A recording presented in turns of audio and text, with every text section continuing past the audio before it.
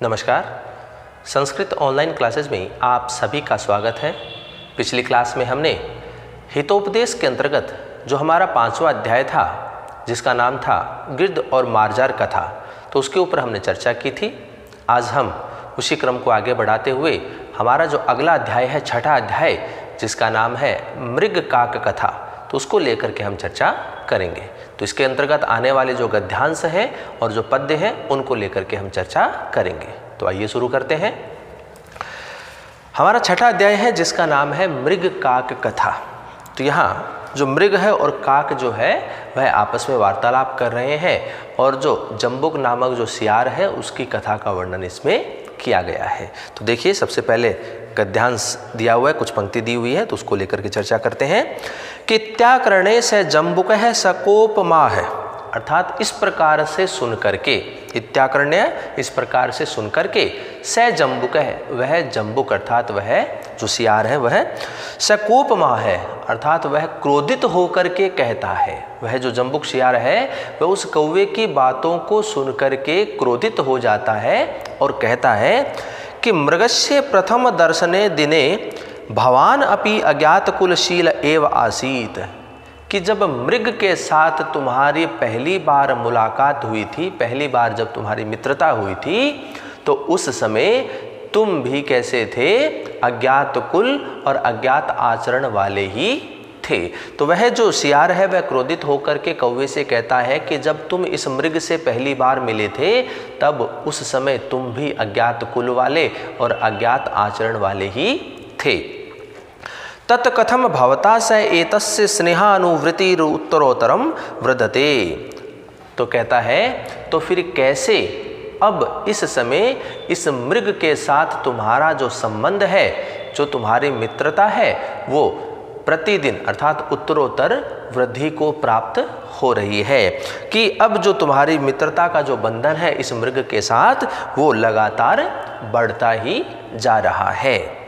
अथवा तो इस प्रकार से वह जो सियार है वह उस कौवे की बातों को सुनकर के क्रोधित हो जाता है और उस कौवे से कहता है कि जब तुम पहली बार इस मृग से मिले थे तब तुम भी अज्ञात कुल वाले और अज्ञात आचरण वाले ही थे, और अब तुम्हारी जो मित्रता का जो बंधन है इस मृग के साथ वो निरंतर बढ़ता ही जा रहा है।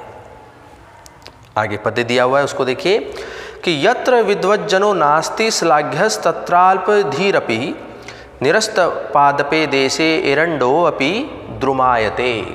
अब यहाँ कवि ने कहा है कि यत्र विद्वज्जन न अस्ति, जहाँ पर बुद्धिमान लोग नहीं होते हैं, जहाँ पर विद्वज्जन नहीं होते हैं, तत्र वहाँ पर अल्पधि ही अपि श्लाघ्य है, कि कम बुद्धि वाला भी श्रेष्ठ होता है, कि जहाँ पर बुद्धिमान नहीं होते हैं वहाँ पर कम बुद्धि वाला भी श्रेष्ठ होता है।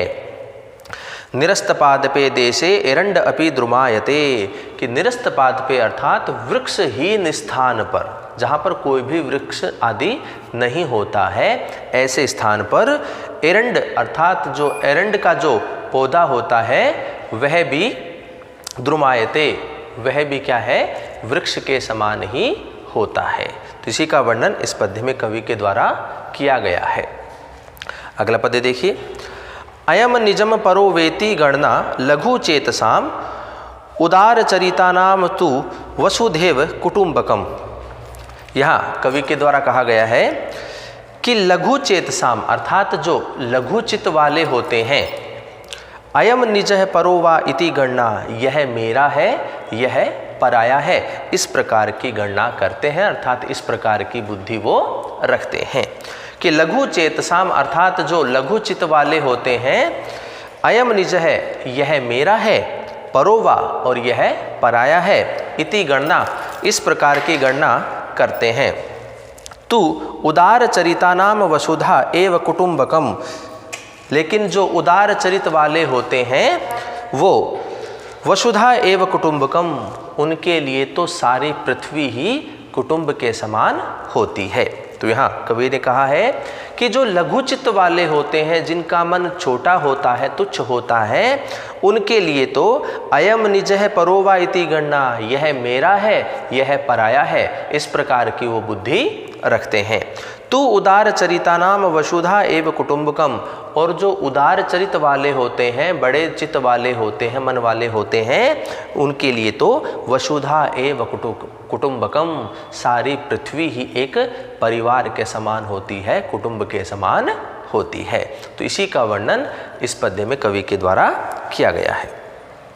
अगला पद्य देखिए, कुछ गद्य की पंक्तियां हैं, उसको देखिए कि यथा चा अयम मृगो मम वसु बंधुस्तथा भवानपि, यथा जिस प्रकार से, च अयम मृगो मम बंधु, जिस प्रकार से यह मेरा मृग बंधु है अर्थात मित्र है, तथा भवानपि, वैसे ही तुम भी हो, वैसे भी आप भी हो।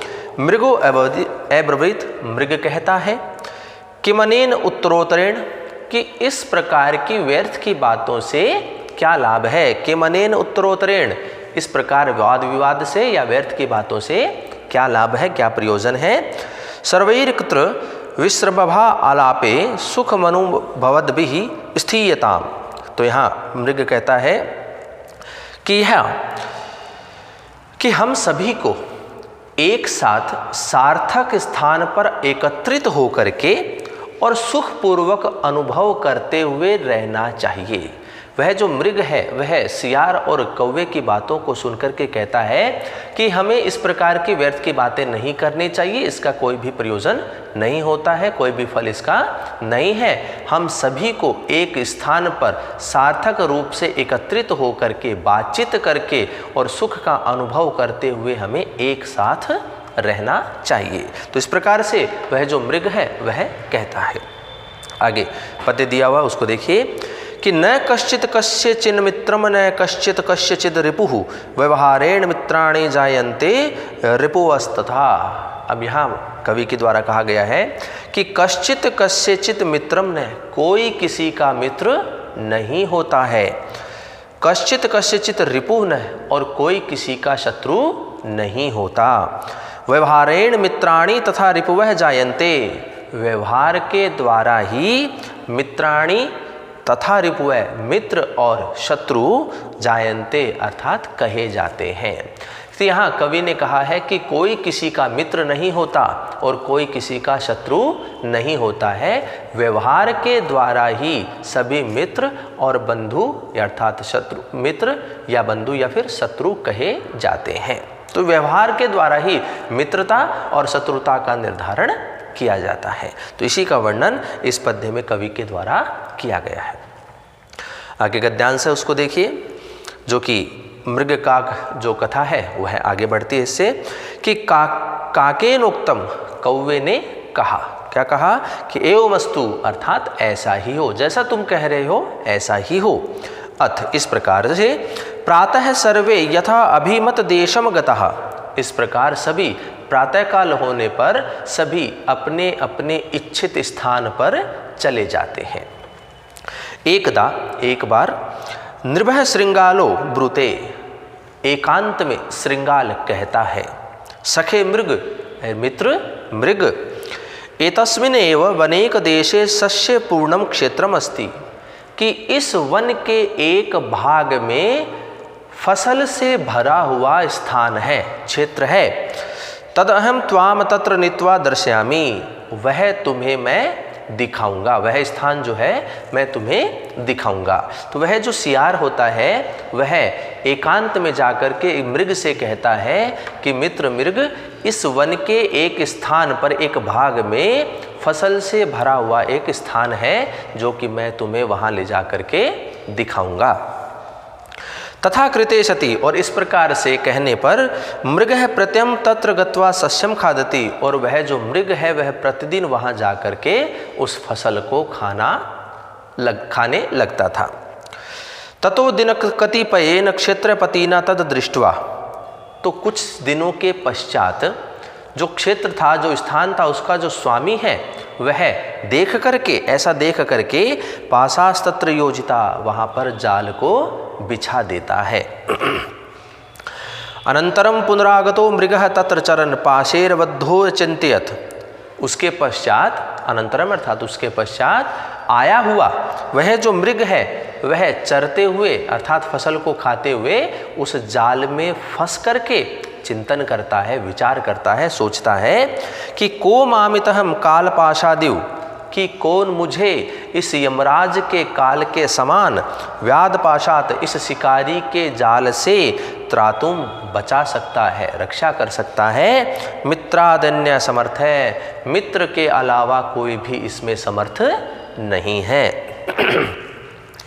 अत्रांतरे जम्बुकस्ता आगत्य उपस्थितो अचिंत्यत।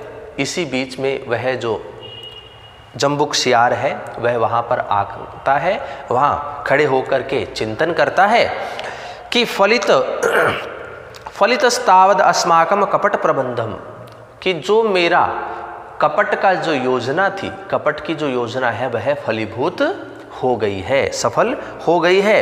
मनोरथ सिद्धिरपि बाहुल्यमान में भविष्यति, और इसके मनोरथ की सिद्धि भी बहुलता से ही होगी अर्थात बहुत अधिक होगी। यतः एतस्य उत्कृत्यमानस्य, जब इस हिरण को काटा जाएगा, उस शिकारी के द्वारा काटा जाएगा,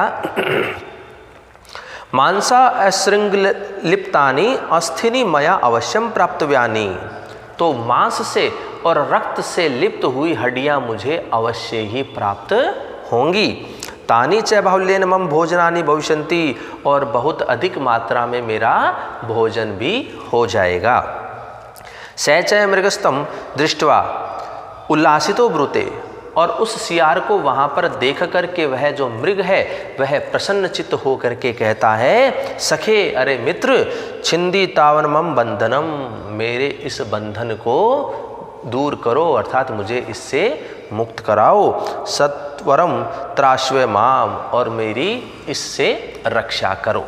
तो इस प्रकार से वह जो मृग है वह जाल में फंस जाता है और वहाँ उपस्थित वह सियार चिंतन करता है कि मैंने जो कपट की योजना बनाई थी वह सफल हो गई है और इसके मनोरथ की सिद्धि भी बहुलता से ही प्राप्त होगी।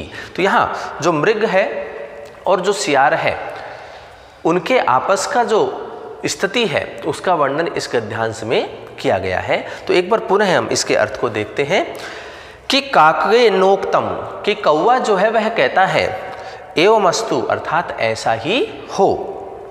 अथ प्रातः सर्वे यथा अभिमत देशम गतः, इस प्रकार प्रातःकाल होने पर सभी अपने अपने इच्छित स्थान पर चले गए।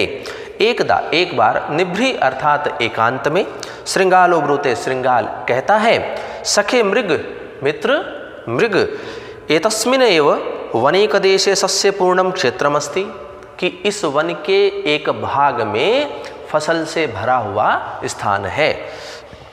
तद अहम त्वाम तत्र नीत्वा दर्शयामि, और मैं तुम्हें वहाँ ले जा कर के उसे दिखाऊंगा। तथा कृते, और ऐसा करके सती मृग है वह मृग प्रत्यहम तत्र गत्वा, प्रतिदिन वहाँ जा कर के सस्यम खादती, उस फसल को वह खाता।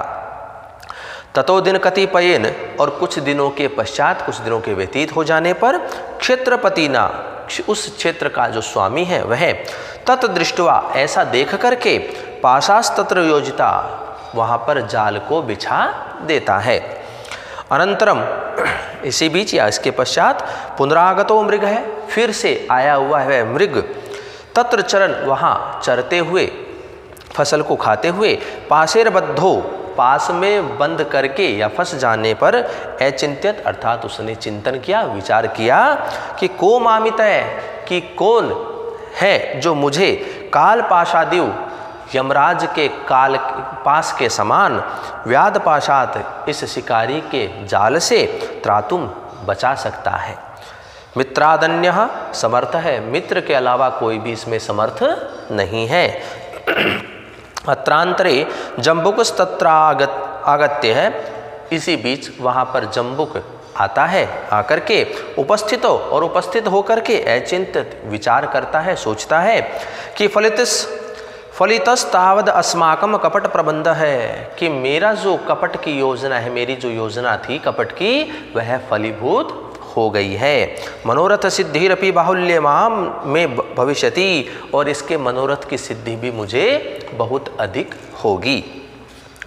यत एतस्य उत्कृत्य मानस्य, जब इस मृग को काटा जाएगा अर्थात मारा जाएगा, मांसा अशृंगलिप्तानि अस्थिनि मया अवश्यम प्राप्तवानि, तो मांस से और रक्त से लिप्त इसकी हड्डियां जो हैं वो मुझे निश्चित रूप से ही प्राप्त होगी। तानि च बाहुल्येन मम भोजनानि भविष्यन्ति, और बहुत अधिक मात्रा में मेरा भोजन भी हो जाएगा। स च मृगस्तम दृष्ट्वा, और वह मृग जो है उस सियार को वहाँ पर देख करके उल्लासितो ब्रूते, प्रसन्नचित हो करके कहता है, सखे अरे मित्र, छिंदी तावन मम बंधनम, कि मेरे इस बंधन को तुम दूर करो, अर्थात इसे तुम हटा दो, काट दो। सत्वरम तराश्यव माम, और मेरी तुम रक्षा करो। इस प्रकार से मृग जो है वह सियार से अपने मित्र से प्रार्थना करता है कि वह उसे उस जाल से मुक्त करा देवे। आगे पद्य दिया हुआ है, उसको देखिए कि आपत्सु मित्रम जानियाद युद्धे सुरमृणे शुचिम भार्याम क्षिणेषु वित्तेषु वैशनेषु च बांधवान। तो यहाँ कवि के द्वारा कहा गया है कि आपत्सु मित्रम, कि आपत्ति आने पर मित्र की, अर्थात जब संकट आता है तो उस संकट के समय, विपत्ति के समय में मित्र की, युद्धे सूरम, और युद्ध क्षेत्र में सूरवीर की, वीरता की, ऋणे शुचिम, और ऋणे अर्थात ऋण के समय में, शुचिम अर्थात पवित्रता की, वित्तेषु क्षीणेषु भार्याम, और धन के क्षीण हो जाने पर भार्या अर्थात पत्नी की, स्त्री की, वैशनेषु च बांधवान, और वैशन अर्थात संकट के समय में अपने बंधुजनों की, जानियात अर्थात परीक्षा होती है या उनके बारे में पता लगाया जा सकता है, उन्हें जान लेना चाहिए कि कैसी परिस्थिति में किसकी पहचान हो सकती है। उसके लिए यहाँ कवि ने बताया है कि आपत्ति के समय मित्र की, युद्ध क्षेत्र में सूरवीर अर्थात वीरता की, ऋणे अर्थात ऋण लेने के समय में पवित्रता की, अर्थात अपने कहे हुए वचनों पर रहने की, वित्तेषु क्षीणेषु, और धन के क्षीण होने पर भार्या अर्थात अपनी पत्नी की या स्त्री की, वैशनेषु अर्थात संकट के समय में बांधवान जानेताम, अपने बंधुजनों को जान लेना चाहिए। तो इसी का वर्णन इस पद्य में कवि के द्वारा किया गया है। अगला पद्य देखिए, उत्सवे वैशने चैव दुर्भिक्षे राष्ट्र विपल्लवे राजद्वारे शमशाने च यस तिष्ठति स बांधवै। अब बंधु कौन होता है, वास्तव में बंधु कौन होता है, उसको लेकर के यहाँ पर चर्चा की गई है। तो यहाँ कवि ने कहा है, यह अर्थात जो उत्सवे उत्सव में, वैशने संकट में, एव दुर्भिक्षे अर्थात अकाल की स्थिति में, राष्ट्र विपल्लवे अर्थात राष्ट्र के उथल पुथल हो जाने की स्थिति में, राजद्वार में अर्थात न्यायालय में, शमशाने च और शमशान में, तिष्ठति से जो रहता है, जो साथ रहता है, से बांधवः अस्ति, वह बंधु होता है। तो यहाँ बंधु कौन होता है, स्वजन कौन होते हैं, मित्र कौन होता है, उसको लेकर के यहाँ पर कहा गया है कि जो उत्सव में, जो संकट में, जो अकाल में, जो राष्ट्र विपल अर्थात राज्य के उथल पुथल की स्थिति में, राजद्वारे अर्थात न्यायालय में, शमशाने च और शमशान में जो साथ रहता है वही बंधु होता है, वही मित्र होता है, वही स्वजन होते हैं। तो इसी का वर्णन इस पद्य में कवि के द्वारा किया गया है। आगे गद्यांश दिया हुआ है, उसको देखिए कि जम्बुकः पाशम मुहुर्मुहुर विलोक्या अचिंत्यत। वह जो जम्बुक है, क्योंकि जब मृग उस सियार से कहता है कि तुम इस बंधन को काट दो और मुझे इससे बचा लो, इससे मेरी रक्षा करो, तब जम्बुकः पाशम, जम्बुक जो सियार होता है वह पाशम, उस पाश को, उस बंधन को, उस जाल को, मुहुर मुहुर विलोक्या अचिंत्यत, बार बार देख करके यह चिंतन करता है कि दृढ़ तावद अयम बंध है, कि यह जो बंधन है यह तो बहुत ही मजबूत है, दृढ़ है। ब्रूते च सके, और वह अपने मित्र से कहता है, क्या कहता है कि स्नायु निर्मिता पाशा, कि यह जो पाश है, यह जो जाल है, यह स्नायु से बना हुआ है, अर्थात मांस आदि से यह बना हुआ है। तदध्य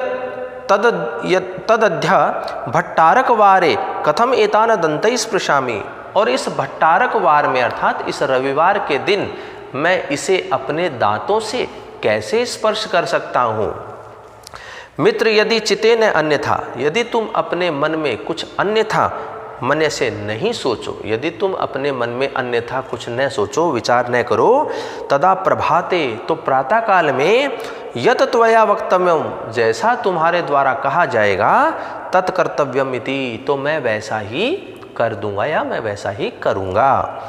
अनंतरम से काकः प्रदोष काले, और इसी बीच में वह जो कौवा है प्रदोष काल में अर्थात सायंकाल के समय में मृगम अनागत अवलोक्य, आते हुए न देख करके, सायंकाल के समय में मृग को आता हुआ न देख करके, इतस्ततो अन्विष्यन्, इधर उधर खोज करता हुआ, ढूंढता हुआ, अन्वेषण करता हुआ, तथा विधम तम दृष्टवा, उसे उस स्थिति में देख करके अर्थात जाल में फंसे हुई स्थिति में देख करके, उवाच कहता है, सखे मित्र किमेतत्, यह क्या है। मृगेणोक्तम, और मृग कहता है कि अवधीरि सुहृद वाक्यम फलम एतत्, अपने मित्र की बातों को न मानना अर्थात उसकी बातों का तिरस्कार करने का ही यह फल है। तथा च उक्तम, और कहा गया है। तो यहाँ पर मृग जो होता है वह अपने मित्र सियार से उस बंधन से मुक्त होने के लिए कहता है। तो वह जो सियार है वह क्या करता है, पुनः एक बार इस गद्यांश के अर्थ को देखते हैं कि जम्बुकः पाशम मुहुर मुहुर विलोक्या अचिंत्यत, कि वह जम्बुक सियार उस पास को, उस जाल को बार बार देखता हुआ यह चिंतन करता है कि दृढ़स्तावद अयम बंध है, यह जो बंधन है यह तो बहुत ही मजबूत है। ब्रूते च सखे, और वह अपने मित्र से कहता है, स्नायु निर्मितः पाशा, यह जो पाश है यह तो स्नायु से बना हुआ है। तद अद्यः भट्टारक वारे कथम एतान दंतै स्पृशामि, और इस भट्टारक वार में अर्थात इस रविवार के दिन मैं इसे अपने दांतों से कैसे स्पर्श कर सकता हूँ। मित्र यदि चितेन अन्यथा मन से, यदि तुम अपने मन में कुछ अन्यथा न सोचो, तदा प्रभाते, तो प्रातः काल के समय पर यत त्वया वक्तव्यम, जैसा तुम्हारे द्वारा कहा जाएगा, तत्कर्तव्यम इति, तो मैं वैसा करूँगा, कि जैसा तुम कहोगे वैसा मैं कर दूंगा। लेकिन आज रविवार है इसलिए मैं इस स्नायु से बने हुए इस पास को अपने दांतों से स्पर्श नहीं कर सकता, और प्रातःकाल तुम मुझे जैसा कहोगे मैं वैसा कर दूंगा। अनंतरम से काक है, और इसी बीच में या इसके पश्चात वह जो कौवा होता है जो मृग का मित्र है, वह प्रदोष काले, सायंकाल के समय में मृगम अनागत अवलोक्य है, आता हुआ न देख करके, अपने मित्र मृग को आता हुआ न देख करके, इतस्ततो अन्विष्यन्, इधर उधर खोज करते हुए, तथा विधम तम दृष्टवा, उसे जाल में फंसा हुआ देख करके, उवाच कहता है, सखे मित्र किमेतत्, यह क्या है, यह कैसे हुआ। कि मृगेणोक्तम, तो मृग कहता है कि अवधीरित सुहृद वाक्य से फलम एतत्, अपने प्रिय मित्र या अपने मित्र के वचनों का तिरस्कार करने का ही यह फल है। तथा च उक्तम, और कहा गया है। क्या कहा गया है, आगे पद्य दिया हुआ है तो देखिए, सुहृदाम हित कामानाम यह शृणोति न भाषितम विपत सन्निहिता तस्य स नरः शत्रुनंदन है। यहाँ कवि के द्वारा कहा गया है कि यह अर्थात जो हित कामानाम, अर्थात हित की कामना करने वाले, हित चाहने वाले, सुहृदाम अर्थात अपने अच्छे मित्र के, भाषितम न श्रुणोति, उनके वचनों को नहीं सुनता है, तस्य विपत सन्निहिता, तो विपत्तियाँ जो हैं वो उसके समीप आती हैं, सह नरः शत्रुनंदन, और वह जो मनुष्य होता है वह अपने शत्रुओं के आनंद को बढ़ाने वाला होता है। तो यहाँ कवि के द्वारा कहा गया है कि जो हित करने वाला होता है, हित चाहने वाला होता है, भलाई को करने वाला होता है, ऐसे मित्र के यदि किसी वचनों को कोई नहीं सुनता है तो जो विपत्तियां होती हैं वह उसके समीप आती हैं, और वह मनुष्य अपने शत्रुओं के आनंद को बढ़ाने वाला होता है। तो इसी का वर्णन इस पद्य में कवि के द्वारा किया गया है। आगे देखिए, गद्य की एक पंक्ति दी हुई है, उसको देखिए कि काको ब्रूते, कौवा कहता है, से वंचक का क्वास्ते, वह धूर्त कहाँ पर है। मृगेणोक्तम, मृग कहता है कि मन मांसार्थी तिष्ठत्रेयो, कि मेरे मांस की खाने की इच्छा रखने वाला, मेरे मांस को खाने की इच्छा रखने वाला वह यहीं बैठा है।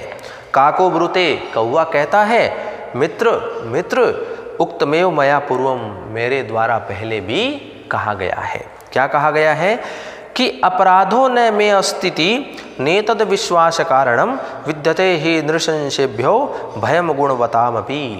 यहाँ वह जो कौवा है वह कहता है कि मैं अपराधन अस्ति, मेरा यहाँ दोष नहीं है, इति एतत् विश्वास कारणम न, और यहाँ इसका विश्वास का कारण भी है नहीं है कि यह मुझे हानि नहीं पहुँचाएगा। ही सचमुच में निषेभ्य गुणवताम अपि भयम विद्यते, कि जो क्रूर व्यक्ति होते हैं उन व्यक्तियों से तो गुणी निरपराधी जो होते हैं वह भी बचते ही हैं, अर्थात वे भी उनसे भयभीत रहते हैं। कि इसमें मेरा अपराध नहीं है और इसका यहाँ विश्वास का कारण नहीं है कि यह मुझे हानि नहीं पहुँचाएगा। सचमुच में जो क्रूर व्यक्ति होते हैं ऐसे क्रूर व्यक्तियों से तो जो गुणी निरपराधी व्यक्ति होते हैं वो भी भयभीत ही रहते हैं। इसी का वर्णन इस पद्य में कवि के द्वारा किया गया है।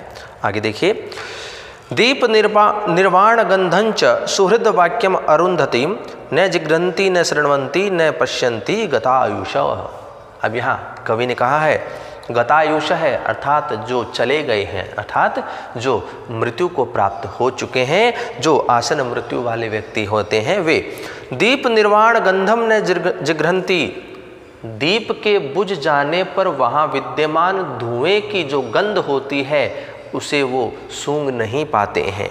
सुहृद वाक्यम न शृण्वंती, और अच्छे मित्रों के वचनों को वो नहीं सुन पाते हैं। अरुंधति न पश्यंती, और अरुंधति तारे को भी वह नहीं देख पाते हैं।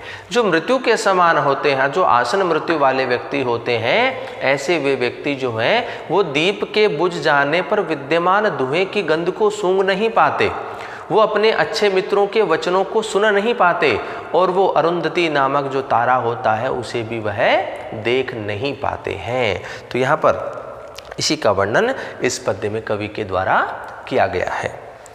आगे देखिए कि परोक्षे कार्य हंतारम प्रत्यक्षे प्रियवादिनम वजेयेत तादृशम मित्रम विषकुंभम पयोमुखम।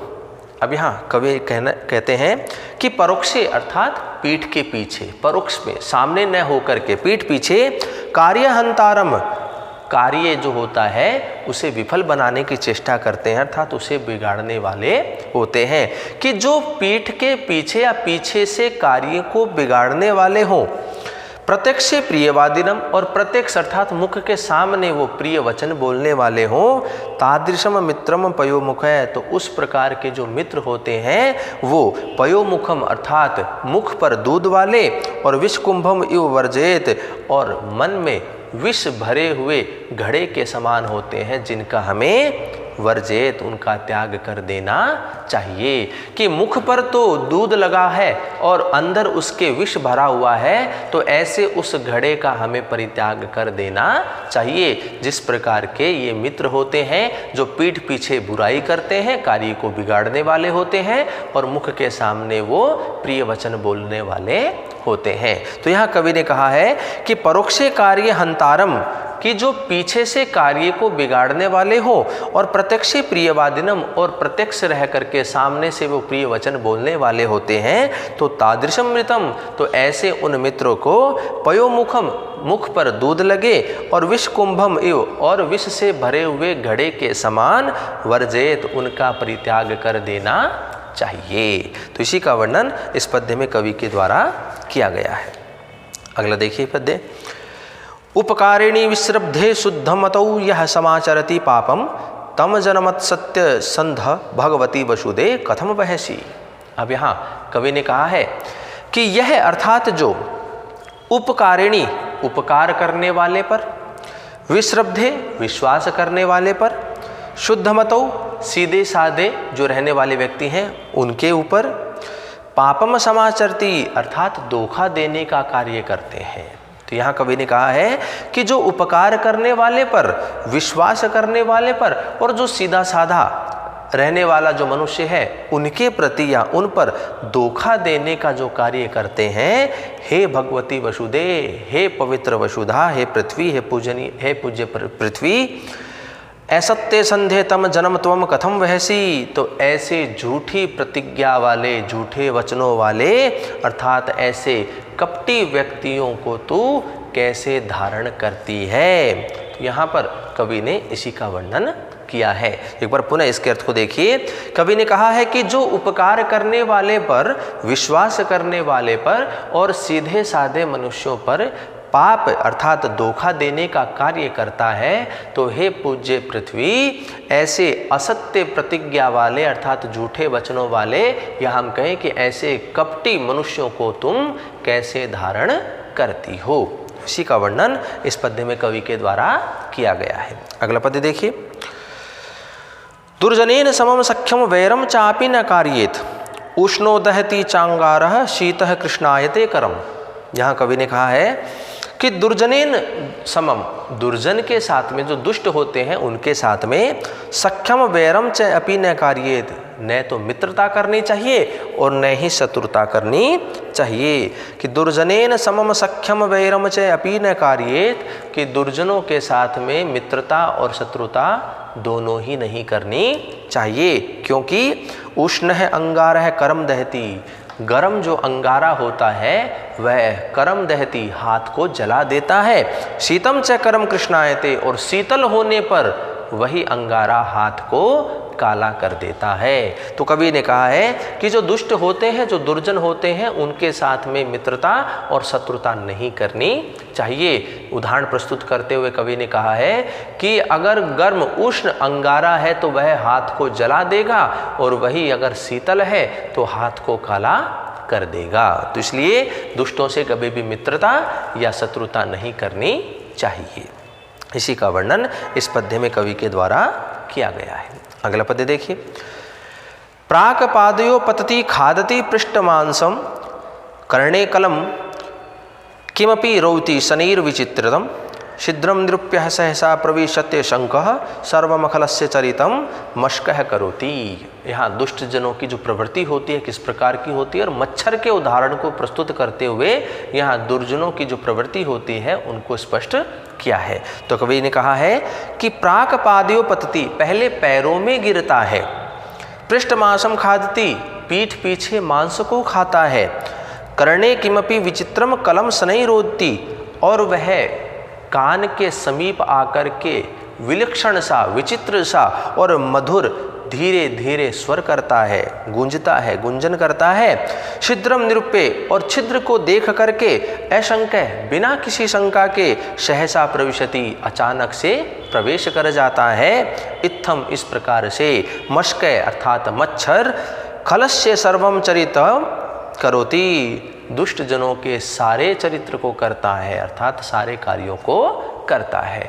तो दुष्ट व्यक्ति होता है वह इसी प्रकार से होता है कि वह पहले पैरों में गिरता है, याचना करता है, और पीठ पीछे वह उसका व्यक्ति की बुराई करता है, नुकसान पहुंचाता है, कार्य को बिगाड़ता है, और वह समीप आकर के कान में कुछ मधुर वचनों को कहता है, और मौका देख करके वह उस व्यक्ति में प्रवेश कर जाता है। इस प्रकार से जो मच्छर होता है वह भी उस दुष्ट व्यक्ति के समान ही कार्यों को करता है। एक बार पुनः इसके अर्थ को देखिए, महत्वपूर्ण है परीक्षा की दृष्टि से यह है पद्य, क्योंकि प्राक पादयो पतति, पहले पैरों में गिरता है, पृष्ठ मांसम खादति, पीठ पीछे मांस को खाता है, कर्णे किमपि विचित्रम कलम शनैरोति, और कान में कुछ विचित्र सा, विलक्षण सा और मधुर धीरे धीरे वचनों को कहता अर्थात गुंजन करता है। छिद्रम निरूप्य असंख्य सहसा प्रविशति, और छिद्र को देख करके वह बिना किसी शंका के शीघ्रता के साथ ही प्रवेश कर जाता है।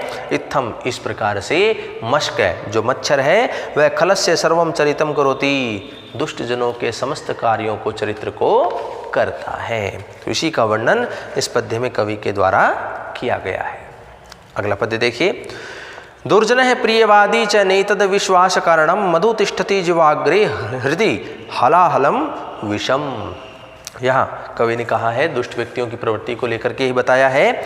कवि ने कहा है कि दुर्जन प्रियवादी, दुर्जन जो होता है वह प्रिय वचनों को कहने वाला होता है।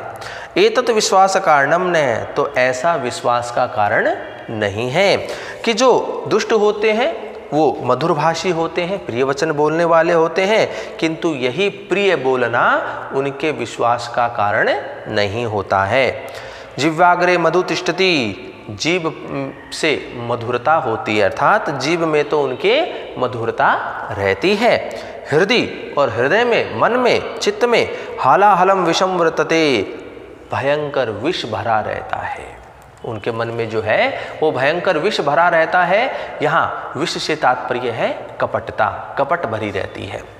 तो यहाँ कवि ने कहा है कि दुर्जन जो होते हैं वो मधुरभाषी होते हैं, प्रिय वचन बोलने वाले होते हैं। तो ये प्रिय वचन बोलना ही उनके विश्वास का कारण नहीं होता है, क्योंकि उनकी जिह्वा पे तो मधुरता रहती है, मधुरभाषी होते हैं, लेकिन उनके हृदय में हालाहल विष भरा रहता है, अर्थात भयंकर विष भरा रहता है, अर्थात उनके मन में जो है वो बहुत अधिक कपटता भरी रहती है। तो इसी का वर्णन इस पद्य में कवि के द्वारा किया गया है। तो इस प्रकार से हितोपदेश का जो हमारा छठा अध्याय है मृग काक कथा, उससे संबंधित आज हमने कुछ गद्यांश और कुछ पद्यों को लेकर के हमने चर्चा की। आगे के जो हमारे गद्यांश और पद्य हैं उनको लेकर के चर्चा हम अगली कक्षाओं में करेंगे। तो आज की क्लास में इतना ही। धन्यवाद।